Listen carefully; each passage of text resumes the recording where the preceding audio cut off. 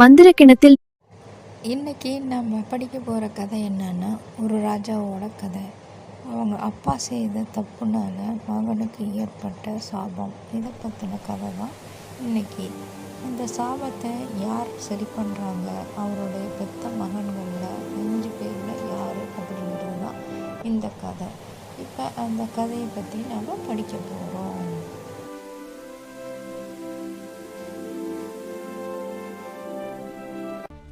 தந்தையே, தினமும் நம்முடைய முன்னோர்களை பற்றி சொல்கிறீர்கள், ஆனால் உங்களுக்கு ஏன் இந்த ஒருக்கன் அழுவது ஒருக்கன் இருக்கிறது? இதை பற்றி சொல்லவே இல்லை.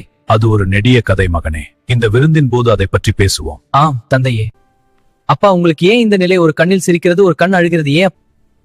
அப்பா, நேற்று சாபத்தை பற்றி சொன்னீர்கள், அதை பற்றி விவரமாக இங்கே நீண்ட காலமாக உள்ளது. இது நமது செயல்களால் வந்தது. நாம் எச்சரிக்கையாக இருக்க வேண்டும். அந்த தந்தை சாபம் என் தந்தையை பாதித்தது. அப்பொழுது நான் பிறந்தேன். அது உண்மையா மகனே? ஆம், எனக்கு ஒரு கண் சிரிப்பது போலவும் இன்னொரு கண் எப்பொழுதும் அழுவது போலவும் அமைந்து விட்டது. இது ஒரு சோகமான வரம் வேண்டும். அது எங்க இருக்குது தந்தையே? எப்படி கொண்டு வருவது தந்தையே? நான் அதனுடைய வழிகளை கூறுகிறேன். ஆம், அது மிக கடினமான செயல். அப்படி இருக்க நீ செல்கிறேன் என்கிறாய். ஆம், நீ துணிச்சலுடன் செய்ய வேண்டும்.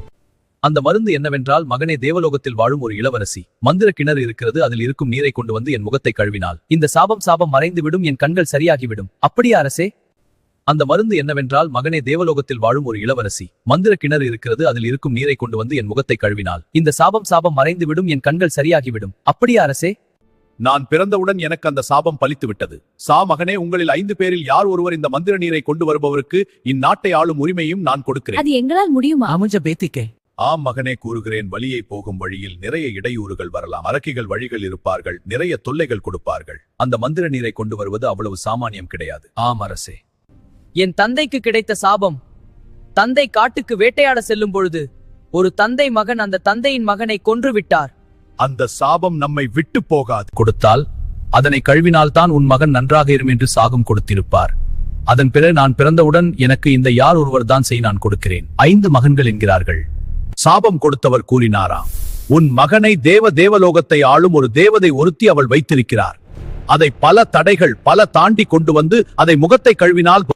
சாபம் கொடுத்தவர் கூறினாராம், உன் மகனை கண்கள் சரியாக வேண்டும் என்றால் தேவலோகத்தை ஆளும் தேவதையா சரிகேறும் போன்றோம். அதனால் நீ யார் எடுத்து உங்கள் 5 பேரில்?